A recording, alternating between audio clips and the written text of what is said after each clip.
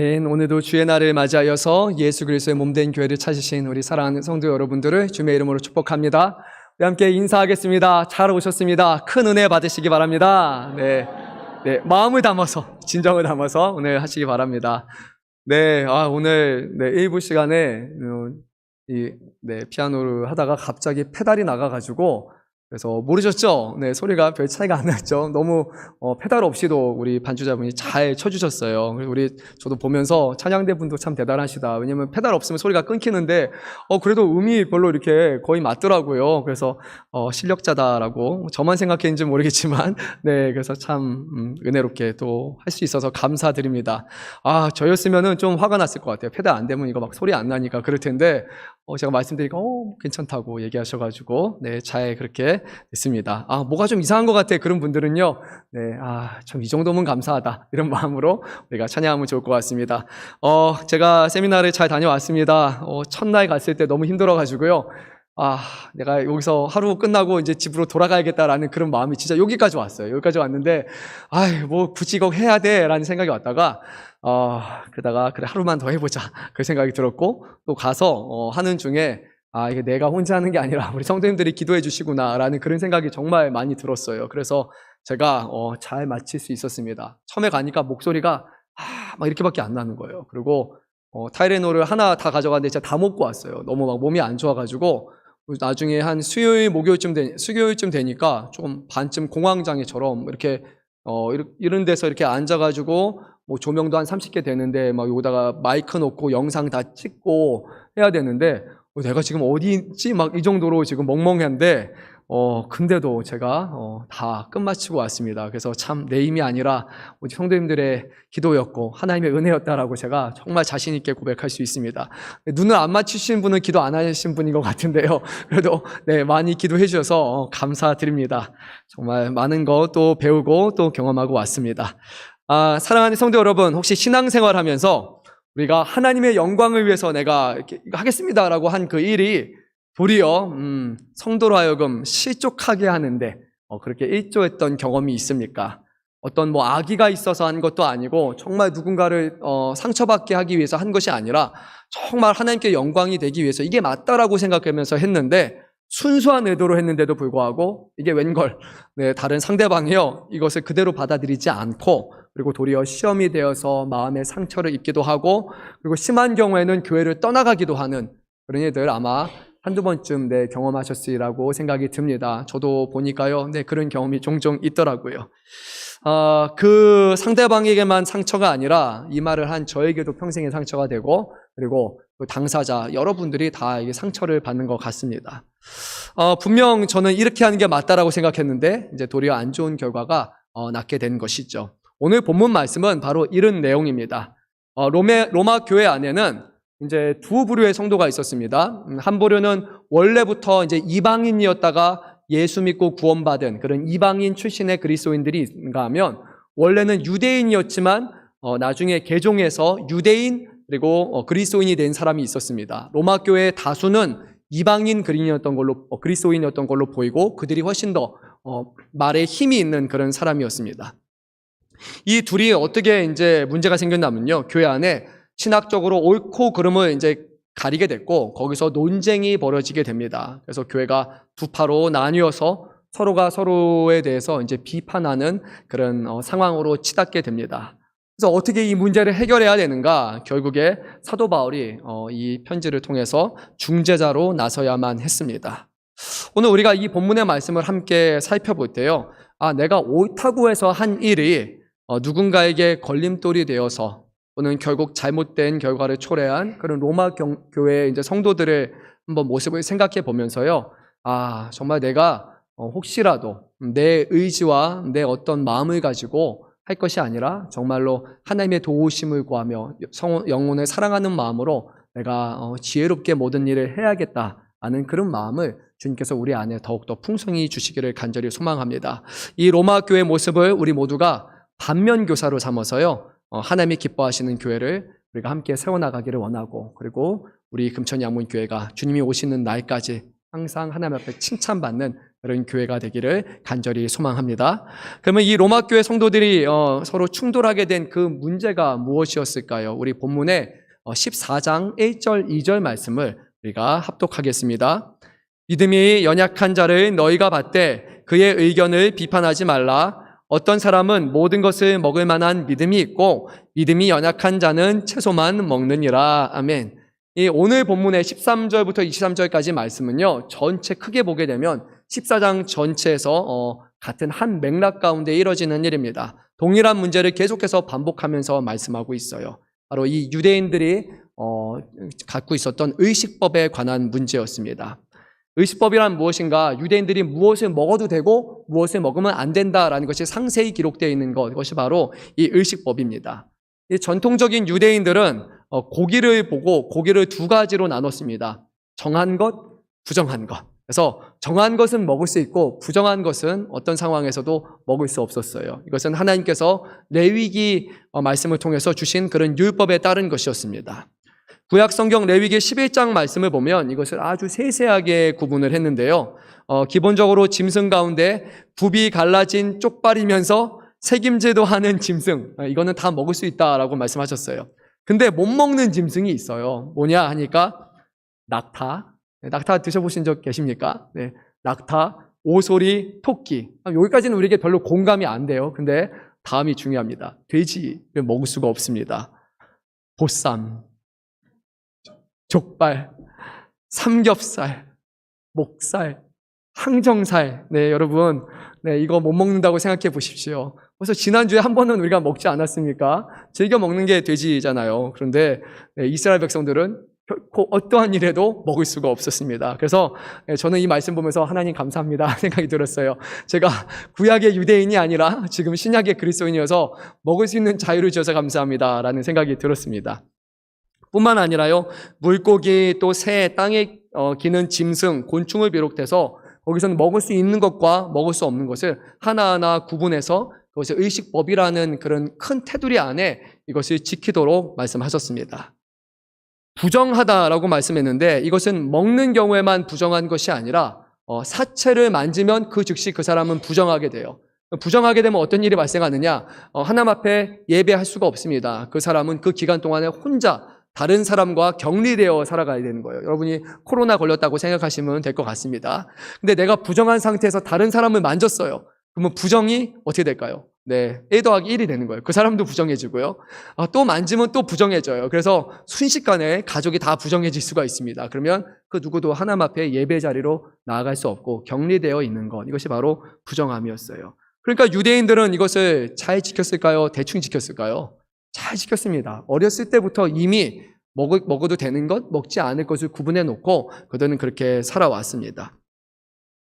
그런데 마가복음 7장 18절 이하의 말씀을 보면요, 이 땅에 오신 예수님이 뭐라고 말씀하셨냐면요, 마가복음 7장 18절인데요, 무엇이든지 밖에서 들어가는 것이 능히 사람을 더럽게 하지 못함을 알지 못하느냐라고 말씀하셨어요. 무슨 의미냐면요, 결국 말씀 끝에 보니까 모든 음식은 다 깨끗하다, 할렐루야 라는 그런 말씀이었어요. 네, 음식이 더러워서 부정해서 먹지 못하는 것이 아니라 모든 음식은 그 자체로 다 깨끗하니까 먹어도 괜찮다라고 예수님이 말씀하셨습니다. 예수님은 정말로 큰 문제는 무엇이냐면 사람에게서 나오는 것이 사람을 더럽게 하는데 곧 악한 생각, 음란과 도둑질과 살인과 간음과 탐욕과 악독과 속임과 음탕과 질투와 비방과 교만과 우매함, 우리 안에 있는 그런 생각과 그런 악한 것들이 정말로 부정한 것이지 우리가 음식을 먹는다고 해서 부정해지는 것은 아니라고 그렇게 말씀하셨습니다. 그러니까 이 말씀은 결국 무엇을 의미하냐면요, 왜 구약의 하나님께서 이스라엘 백성에게 의식법을 주셨는가? 그 이유는 정한 음식, 정한 짐승, 부정한 것을 구분해서 이스라엘 백성을 힘들게 하기 위함이 아니라 음식은 생명과 지켜야 되잖아요. 그렇기 때문에 이거를 먹으면 부정하고 이것을 먹으면 정하다. 그러니까 무엇이 정하고 부정한 것을 깨닫게 해서 결국에는 우리 안에 있는 내면의 부정함이 가장 큰 문제라는 것을 그들이 인식하며 살아갈 수 있도록 하나님께서는 이것을 행하셨다고 예수님은 말씀하셨습니다. 그래서 오늘 본문의 14절 말씀에서도 사도 바울도 이렇게 말씀합니다. 내가 주 예수 안에서 알고 확신하노니 무엇이든지 스스로 속된 것이 없으되 다만 속되게 여기는 그 사람에게는 속되니라. 아멘. 사도 바울의 말은요, 결국 어떤 음식이든지 그 자체로 부정한 것은 없다는 거예요. 그렇지 않습니까? 하나님께서 모든 것을 만드신 다음에 보기 좋지 않더라가 아니라 보기 좋았더라 라고 말씀하신 것, 그 모든 것 자체는 다 정한 겁니다. 그래서 그리스도인들에게는 모든 음식이 다 가한 것이죠. 그런데 로마 교회 성도들에 보게 되면요, 그 안에 유대교적인 신앙 배경을 가진 사람들은 이미 태어날 때부터 이 의식법에 매여 있었기 때문에 그래서 그들 마음에 참 불편함이 있었던 거예요. 분명히 아니라는 것은 아는데 자유하다, 먹어도 괜찮다는 것을 알지만 이미 그 음식을 대하는 순간부터 이거 먹어도 될까? 하는 그런 의심과 그런 마음이 드는 거예요. 그런 마음으로 먹으면 결국 마음속에 의심만 남고 마음속에 염려만 남게 되는 거죠. 어떤 사람 이방인에게는 아무런 불편이 되지 않는데 유대인들은 이것이 불편이 됐고, 결국 이 유대인들이 봤을 때는 이방인이 먹는 것만 봐도 그들에게는 이게 좀 걸림돌이 되는 그런 상황인 겁니다. 그래서 사도 바울은 이러한 유대인 그리스도인들을 향해서 이거 실제로는 음식 자체가 나쁜 것이 아니라 너희가 이것을 속되게 여기는 그 마음이 있다면 너희에게는 이것은 부정한 것이 된다라고 오늘 14절에서 그렇게 말씀을 합니다. 사도 바울은요, 결국 모든 것이 깨끗하다는 것은 인정을 하지만 동시에 누군가에게 있어서는 이것이 속되고 부정하게 여겨질 수 있다라는 그 사실 자체를 인정을 합니다. 그러면 어떻게 해야 됩니까? 먹어야 됩니까? 말라는 소리입니까? 우리 한번 13절 말씀을 읽도록 하겠습니다.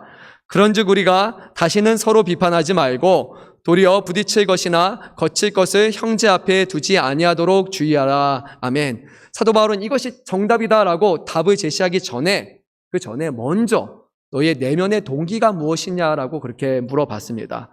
너희가 사랑하는 마음으로 했느냐, 아니면 비판하는 마음으로 서로를 향해서 이렇게 충돌하고 있느냐라는 말씀이죠. 그래서 13절 말씀에서 시작에 이렇게 말합니다. 서로 비판하지 말라라고 말씀합니다. 돼지고기를 먹는 사람이나 먹지 않는 사람이나 서로 이 문제를 놓고 다른 사람의 흠결을 찾기 위해서 다른 사람이 잘 됐느냐 못하느냐라는 것을 서로 그것을 들춰내는 것 자체, 그렇게 하는 것이 전혀 의미가 없다라는 말이에요. 둘째로 부딪힐 것이나 거칠 것을 형제 앞에 두지 않도록 주의하라라고 말씀하셨어요. 이 말씀이 뭐냐면 세번역 성경을 보게 되면 부딪힐 것은 이렇게 번역을 합니다. 장애물이다. 그러면 거칠 것은 무엇이냐? 걸림돌이다 라고 이렇게 번역을 합니다. 그러면 무슨 말씀입니까? 그러니까 제가 보기에는 이게 성경적으로 맞아요. 이게 옳은 거예요. 근데 제가 옳다라고 주장한 것이 다른 사람에게는 장애물이 되고 걸림돌이 될 수 있기 때문에, 만약에 그게 장애물과 걸림돌이 된다면 그렇게 하지 말라는 그런 말씀입니다. 그러니까 여러분, 그런 경우 있지 않습니까? 나의 믿음과 나의 신앙과 나의 기준으로 지금 볼 때는 전혀 문제가 되지 않는데, 내가 지금 저 사람에게 이 말을 하면 이게 성경적으로는 진리인데 그 사람이 실족하거나 넘어질 만한 그런 상황인 거예요. 내가 보니까 저 사람에게는 이걸 받아들일 수가 없어요. 그러면 말을 안 해야 되는데, 근데 왠지 이거를 말해야 될 것 같은 그런 상황이 있는 거예요. 또는 내가 이렇게 말함으로써 나는 이 정도 믿음이 있는 사람이야. 우리 성도님들 중에 그런 분은 없겠지만 어떤 자기 의를 드러내거나 자신의 믿음의 수준을 드러내기 위해서 때로는 어쩌면 또 저 사람이 나오고 그다지 좋은 사람이 아니에요. 그래서 말씀을 근거로 해서 저 사람에게 이걸 던져주면 저 사람이 거기에 걸려 넘어져서 그래서 제가 뭔가 죄인인 것처럼 여기게 하기 위해서, 그런 일은 거의 없겠지만 그런 마음으로 한다면 오늘 잘못된 동기로 비롯된 것이다 라고 성경은 분명히 이렇게 말씀하고 있습니다. 가령 또 그렇지 않습니까? 왜 이거밖에 못해? 이 정도는 해야지 라고 말하는 거예요. 그러면서 너무나 강요하는 거예요. 근데 저 사람은 그것을 감당할 수 있는 상황이 전혀 아니에요. 근데 상대방을 고려하지 않는 나머지 내 열심과 내 믿음만 가지고 일방적인 강요해서 사람들을 걸려 넘어지게 하는 것, 그렇게 해서는 안 된다고 합니다. 왜 그렇습니까? 그런 다그치는 방식으로 삶의 변화가 찾아오지 않기 때문입니다. 아무런 유익이 없습니다. 그렇기 때문에 하지 말라고 합니다. 그러면 어떻게 해야 됩니까? 가만히 놔둬야 됩니까? 우리 15절 말씀 한 목소리로 읽도록 하겠습니다. 만일 음식으로 말미암아 내 형제가 근심하게 되면 이는 내가 사랑으로 행하지 아니함이라. 그리스도께서 대신하여 죽으신 형제를 내 음식으로 망하게 하지 말라. 아멘. 여기에서는 무엇을 말씀합니까? 의식법을 가지고 다투고 있는데 너희들이 서로 사랑하고 있느냐라고 그렇게 물어봅니다. 다른 말로 하면 너희가 지금 서로가 다투고 비판하는 가운데 이 하는 모든 목적이 딱 한 가지, 서로를 사랑하기 때문에, 서로를 신앙적으로 세우기 위해서 이것을 들춰내서 비판하는 것이라면 괜찮지만 사랑 없이 옳고 그름을 거기서 정하기 위해서 너희가 서로 다투는 것이라면 지금 완전히 잘못된 것을 하고 있다는 거예요. 다른 말로 하면 사랑 없이 단순히 신학적인 옳고 그름을 주장하기 위함이라면 이것은 잘못된 것이고, 옳은데, 분명히 옳은 것인데 틀린 것이 될 수 있다고 오늘 성경은 그렇게 말씀합니다. 그래서 사도 바울은 15절 하반절에서 이렇게 말씀합니다. 그리스도께서 대신하여 죽으신 형제를 내 음식으로 망하게 하지 말라. 지금 실족하여 넘어지는 사람이 남이 아니라 예수님께서 그 넘어지는 형제를 위해서 자기의 생명을 주셨는데 어찌하여 주님의 생명으로 살린 그 사람을 네가 넘어져서 실족하게 만들고 있느냐? 그것은 가당치 않은 일이다라고 이렇게 책망하면서 말씀을 합니다. 마태복음 7장 1절 5절 말씀이요, 오늘 말씀과 연결이 됩니다. 그래서 우리가 한번 이 말씀을 읽고 그리고 말씀을 조금 더 나누고자 합니다. 우리 자막을 보면서 1절부터 5절까지의 말씀을 읽도록 하겠습니다. 비판을 받지 아니하려거든 비판하지 말라. 너희가 비판하는 그 비판으로 너희가 비판을 받을 것이요 너희가 헤아리는 그 헤아림으로 너희가 헤아림을 받을 것이니라. 어찌하여 형제의 눈 속에 있는 티는 보고 내 눈 속에 있는 들보는 깨닫지 못하느냐? 보라, 내 눈 속에 있는 들보가 있는데 어찌하여 형제에게 말하기를 나로 내 눈 속에 있는 티를 빼게 하려 하느냐? 외식하는 자여, 먼저 내 눈 속에서 들보를 빼어라. 그 후에야 밝히 보고 형제의 눈 속에서 티를 빼리라. 아멘. 네.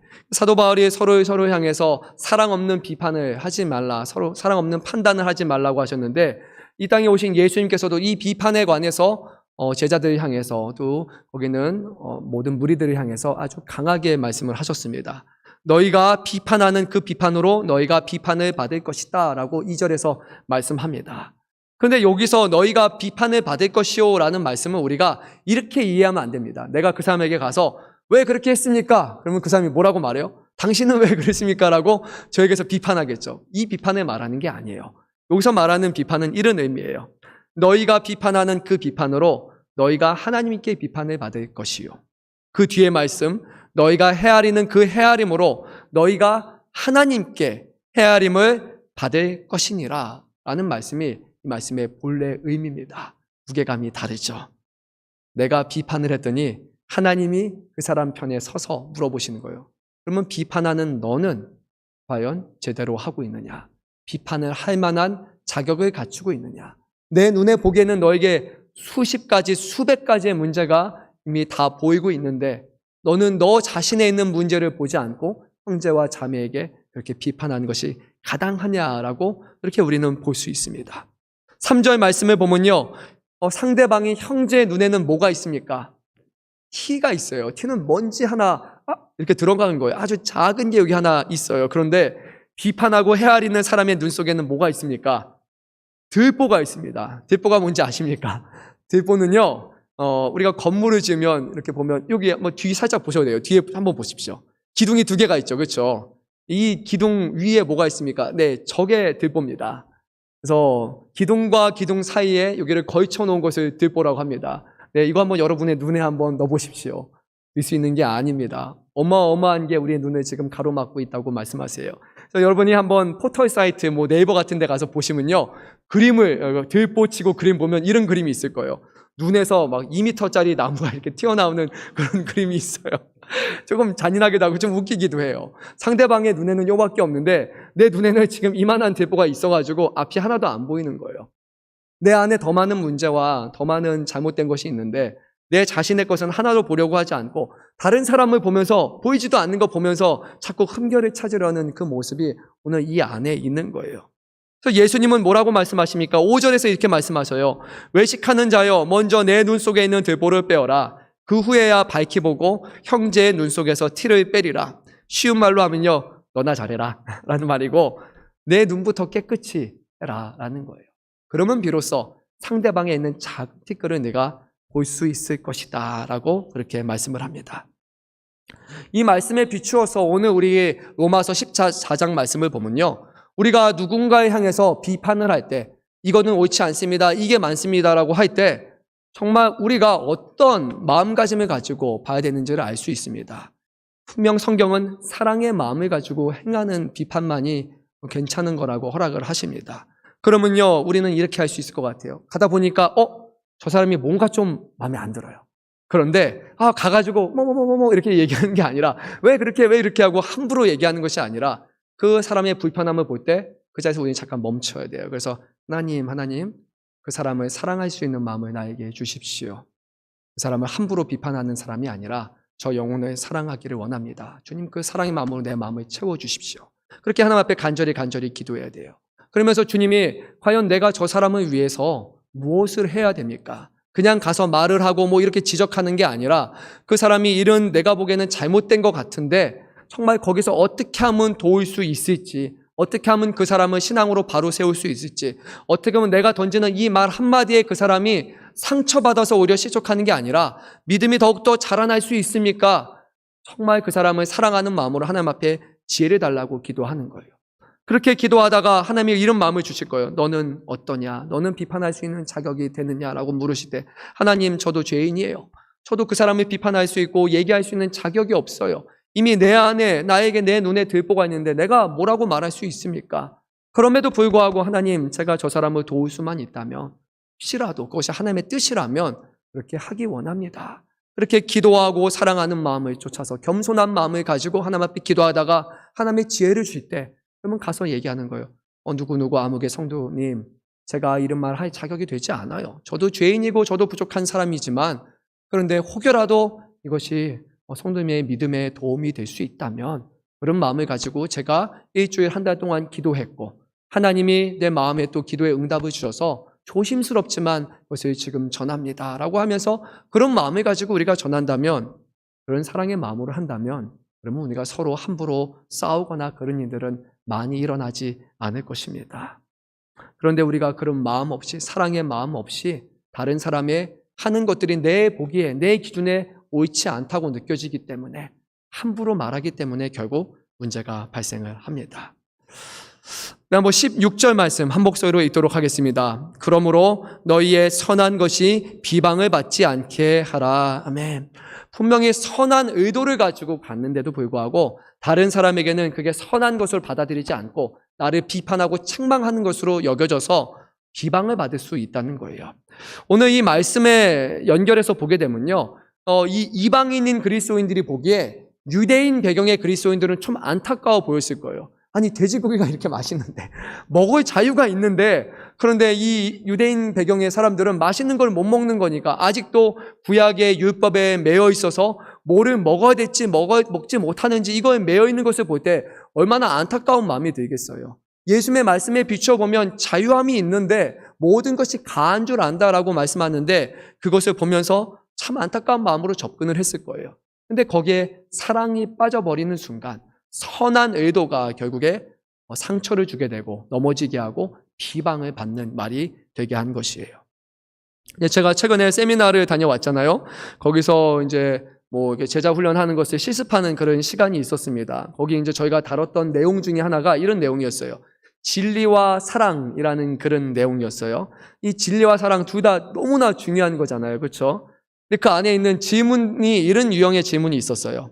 사랑이 없는 진리에 대해서 어떻게 생각하십니까? 또는 진리가 없는 사랑에 대해서 어떻게 생각하십니까? 여러분 한번 잠깐 생각해 보세요.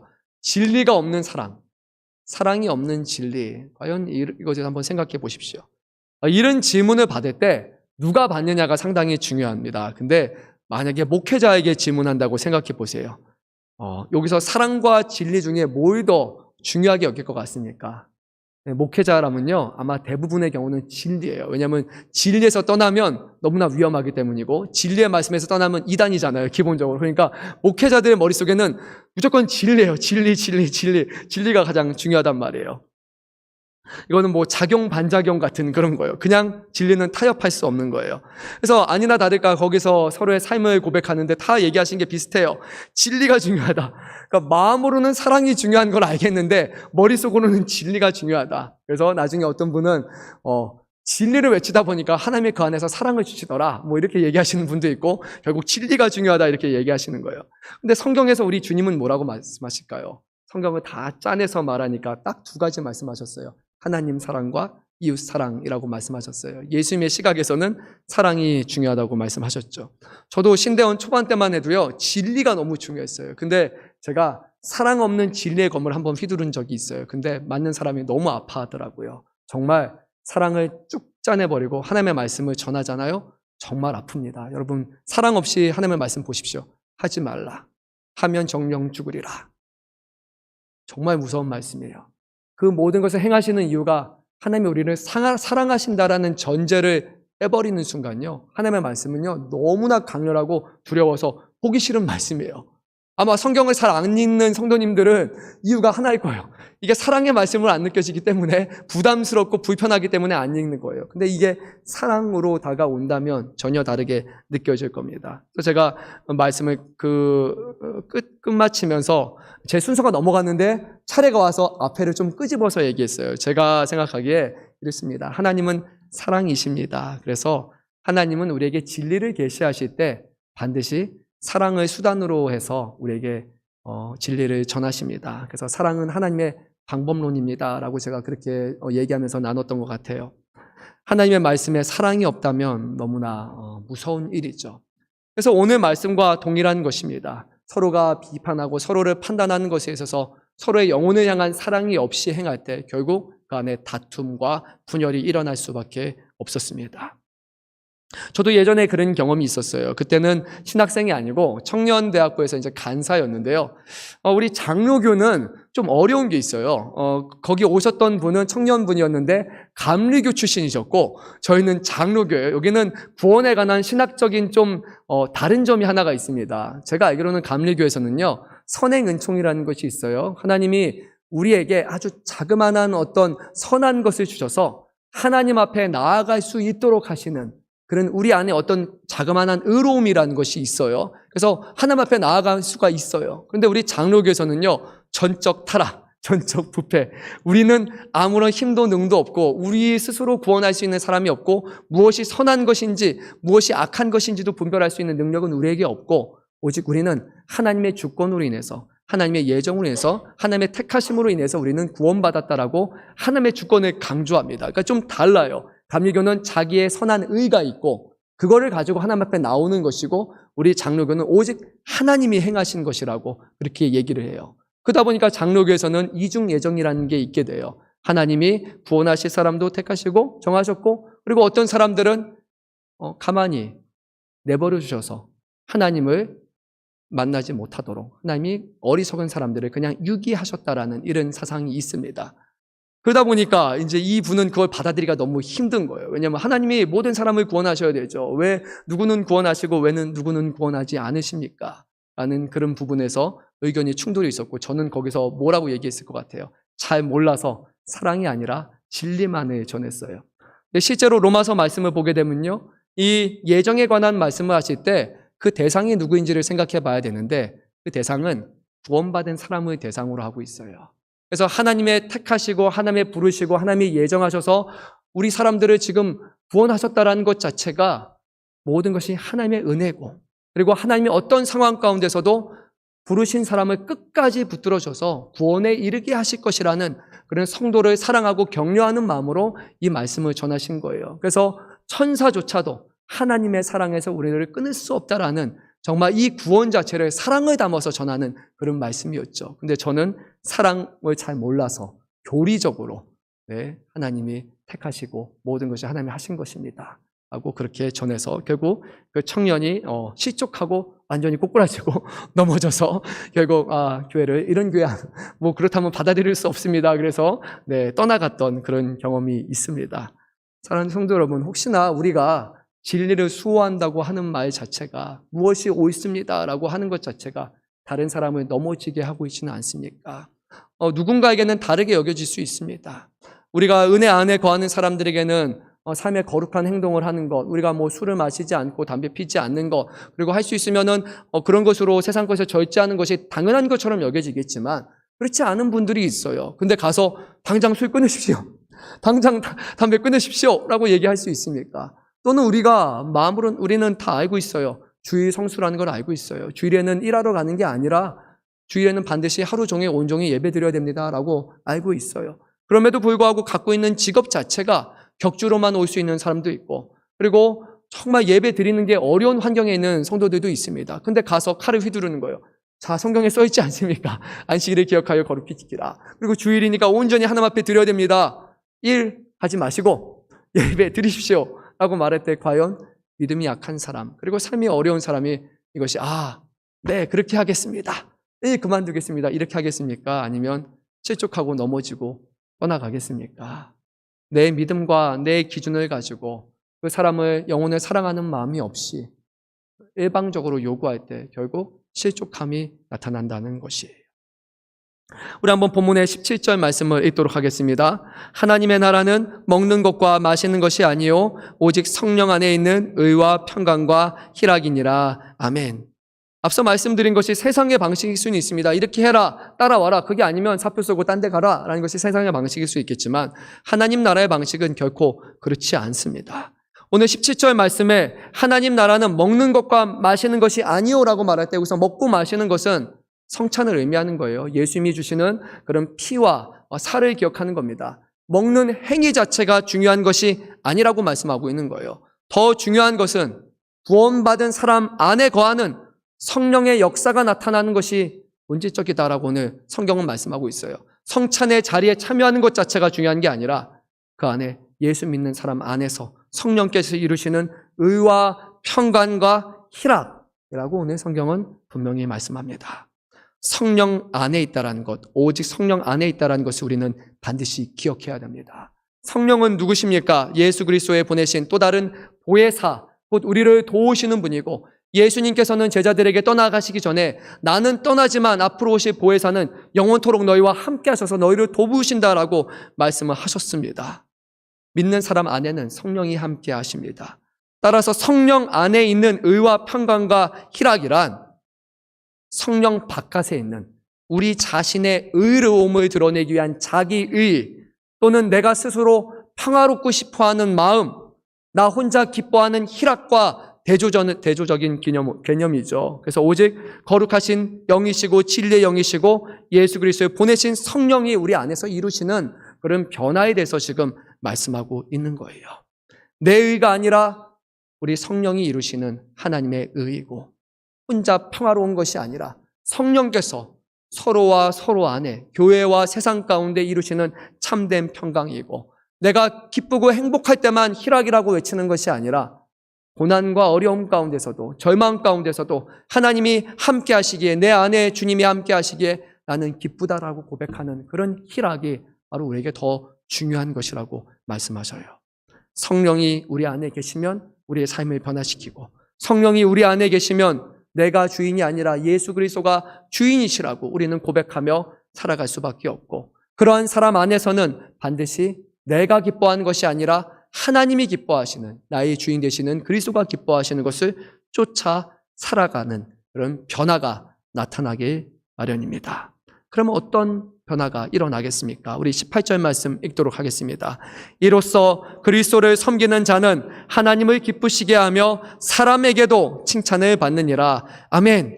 그리스도를 섬기는 자는 하나님만 기쁘시게 하는 게 아니라 누구에게 칭찬받느냐고요? 사람에게도 칭찬받는 거예요. 당연한 거예요. 정말로 하나님의 기뻐하시는 뜻을 놓고 우리가 기도했다면, 정말 사랑으로서 일을 행했다면 하나님만 기뻐하시는 것이 아니라 그 유익이 성도 안에도 사람에게도 반드시 나타나야 하는 겁니다. 이 땅에 오신 예수님은 마태복음 17장 17절에서 20절에서 이렇게 말씀하셨어요. 마지막 20절 말씀인데 열매로 그들을 알리라라고 정확하게 말씀하셨어요. 좋은 나무에서는 아름다운 열매를 맺는다. 못된 나무에서는 나쁜 열매가 맺는다. 그러니까 맺혀지는 열매를 보면 그 사람이 어떠한 사람인지를 알 수 있다라고 분명히 말씀하셨습니다. 사랑하는 성도 여러분, 하나님이 기뻐하시는 열매를 맺고 있으십니까? 너무 대답이 없으신데요? 이러면 이 정도는 아니에요. 그렇죠? 하나님이 기뻐하시는 열매 맺고 계십니까? 네, 감사합니다. 솔직하게 말해주셔서 감사합니다. 그렇죠? 동시에 하나님이 기뻐하시는 이 일이 성도에게도 칭찬받을 만한 일이 되고 있습니까? 네, 숫자가 점점 줄어들고 있는 것 같아요. 하나님께 잘했다고 했는데 혹은 성도에게 비판받는 그런 일을 경험해 보신 적이 있습니까? 분명 나는 하나님의 영광을 위한 것이라고 했어요. 이거 하나님 영광을 위한 거예요. 하나님이 기뻐하시는 것이에요 라고 해서 사람들 다 죽었어요. 이거 하나님이 기뻐하시는 것이라고 막 칼을 휘두르는 거예요. 이 정도는 해야지, 이 정도는 해야지. 근데 다 믿음의 수준이 달라요. 다 처한 상황이 달라요. 근데 나는 이거예요. 막 이렇게 해야 된다는 거예요. 거기서 다 꼬꾸라 넘어지는 거예요. 제가 여러분에게 예수 믿는 사람이니까 하루에 1시간은 최소한 기도하시고 하루에 한 번은 당연히 금식하시고 그리고 하루에 성경 30장은 최소한 읽어야 되고 1시간에 나가서 예수님 복음 전하고 전도해야 됩니다. 그거 아니면 성도 아닙니다 라고 말하는 순간 아마 다음 주가 되면 성도님 다 나가실 거예요. 우리 이렇게 아무도 없을 거예요. 그거는 목회자들이잖아요. 그렇죠? 목회자도 그렇게 다 못해요. 근데 그게 아니라는 거예요. 나에게는 할 수 있는 것일 수도 있지만 다른 사람에게는 그게 걸려 넘어지는 거라면 그 기준으로 지금 해야 된다고 강조하는 것이 아니라 정말 그 사람에게 필요한 것이 무엇일까? 그것을 고민하면서 돕는 역할을 해야 된다는 거예요. 또는 이런 일도 있을 수 있어요. 성도에게는 칭찬을 받는데 하나님께는 정작 기쁨이 안 되는 일이에요. 저는 이거 많이 했어요. 성도님들에게는 편안함, 기쁨과 즐거움을 줬지만 정작 끌어내서 해야 된다고. 때로는 하나님 앞에 믿음으로 성장해야 된다고. 이렇게 해야 되는데 훈련도 해야 되고 도전도 해야 되고 막 강하게도 얘기해야 되는데 그냥 사람들에게 좋은 말 하고 싶어가지고 이렇게 하다가 사람에게는 기쁨과 평안함, 즐거움이지만 믿음이 장성하지 않고 변화되지 않고 결국 1년, 2년, 3년 지나도 그대로 머물러서 하나님께 전혀 기쁨이 되지 않는 그런 일을 저는 많이 경험을 했습니다. 이 두 가지 다 잘못된 겁니다. 정말로 하나님이 기뻐하시는 일이란 하나님께도 기쁨이 되고 사람들에게도 정말 칭찬을 받을 것, 어찌 성령이 함께 하시는 사람 안에서 이루어가시는 지혜로운 일임을 우리는 기억하시기 바랍니다. 사도 바울은 이제 우리에게 결론을 제시합니다. 19절, 21절 말씀을 읽도록 하겠습니다. 그러므로 우리가 화평의 일과 서로 덕을 세우는 일을 힘쓰나니 고기도 먹지 아니하고 포도주도 마시지 아니하고 무엇이든지 내 형제로 거리끼게 하는 일을 아니함이 아름다우니라. 아멘. 사랑하는 성도 여러분, 믿음이 강한 자가 믿음이 약한 자를 이해하고 맞춰줘야 할까요? 아니면 믿음이 약한 사람이 믿음이 강한 사람들에게 이해하고 맞춰가야 할까요? 물론 궁극적으로 보면 서로가 서로를 향해 맞춰가는 것이 맞죠. 하지만 오늘 말씀에 비춰보면요, 믿음이 강한 사람이 믿음이 약한 사람을 배려하고 맞춰가야 한다는 겁니다. 믿음이 강한 사람은요, 믿음이 약했던 시간을 압니다. 그때 어려움이 있었는지, 그때 어떻게 이겨내는지를 다 이미 겪어본 사람이기 때문에 그 사람으로 하여금 더욱더 나아갈 수 있도록 돕는 역할을 해야 되는 거예요. 근데 그게 아니라 왜 그거밖에 안 돼? 라고 말하는 순간 하나님의 영광은 가려지고 내 믿음, 내 의, 자기 자신만 높아지고 결국 영혼을 죽이는 일이 될 수 있는 거예요. 사도 바울은 화평의 일과 서로 덕을 세우는 일을 힘쓰되 만약 고기를 먹는 것이 믿음이 약한 자에게 걸림이 된다면 그러면 고기도 먹지 말고 포도주도 마시지 말고 무엇이든지 형제로 거리끼게 하는 일을 하지 않는 것이 좋다라고 그렇게 말씀합니다. 유대인 배경의 그리스도인들이 볼 때는 이 음식을 먹는 게 고기 먹는 게 너무 걸림이 된다면 정말로 그 형제와 자매를 생각한다면 그들의 믿음이 더욱더 장성해서 변화되기 전까지는 너희도 먹지 말고 그래서 그 사람들이 신앙 안에 바로 세워지도록 인내하고 도우라는 거예요. 그것이야말로 진정한 사랑이라는 것입니다. 사랑은 말로 하는 것이 아니에요. 사랑은 삶을 통해서 행동으로 보여줘야 하는 것입니다. 우리는 어떤 사랑을 하고 있습니까? 정말 교회 공동체 안에, 우리 소그룹 안에, 우리의 가정 안에 이런 사랑이 있습니까? 정말 이렇게 하는 게 좋아, 저렇게 해라고 위하는 말이 아니라 그 사람이 힘들 때 먼저 가서 조용히 가서 일을 해놓고 도와주는 것이 진정한 사랑이 아닙니까? 교회 안에서 우리에게 필요한 것은 바로 이것입니다. 내가 틀려서 그 사람에게 맞춰주는 것이 아니에요. 오히려 잘 알기 때문에 그 사람의 어려운 형편을 더 잘 알기 때문에 아는 내가 아직 어려워하는 사람을 위해서 먼저 다가가는 것이야말로 진정한 사랑이라는 겁니다. 오늘 성경은 우리에게 이렇게 말합니다. 앞부분에 우리가 누군가에게 걸림돌이 되어서는 안 된다. 방해물이 되어서는 안 된다. 거기서 끝나는 것이 아니라 그 사람에게 신앙의 디딤돌이 되어야 되는 거예요. 내가 그 사람에게 엎어져서 넘어져서라도 그 사람 아래에 숙여서라도 나를 밟고라도 한 발짝 한 발짝 믿음으로 성장할 수 있다면 내가 내 자신을 쳐서 죽이고 그 사람을 사랑하는 마음으로 섬겨주고 세워줄 때 비로소 한 발짝 밟고 디디고 일어서서 그래서 믿음의 장성한 그리스도의 장성한 믿음의 분량에 이를 수 있는 것입니다. 사랑하는 성도 여러분, 우리는요 방해물이나 걸림돌이 되어서는 안 됩니다. 서로가 서로에게 디딤돌이 되어야 됩니다. 믿음이 약한 사람이 강한 믿음을 가질 수 있도록 돕는 발판이 되어야 돼요.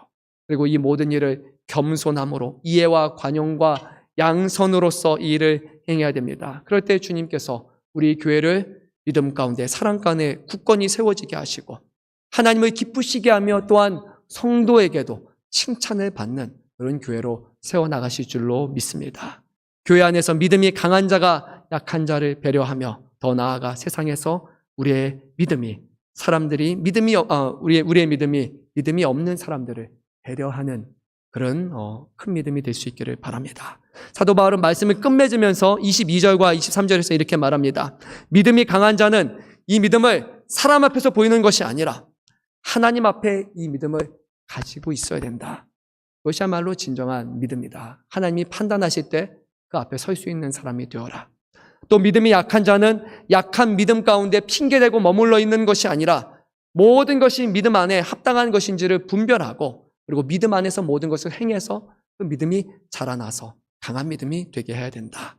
오늘 우리에게 주신 이 말씀을 굳건히 붙들고 우리 교회가 서로가 서로를 비판하거나 다투거나 자기 의를 세우지 아니하고 오직 예수 그리스도를 통해서 우리에게 나타내신 그 하나님의 사랑 안에서 그리고 성령과 우리 하나님 안에서 이 교회를 온전히 세워서 주님 앞에 칭찬받는 저와 여러분 되시기를 주님의 이름으로 축복합니다. 우리 함께 찬양하겠습니다.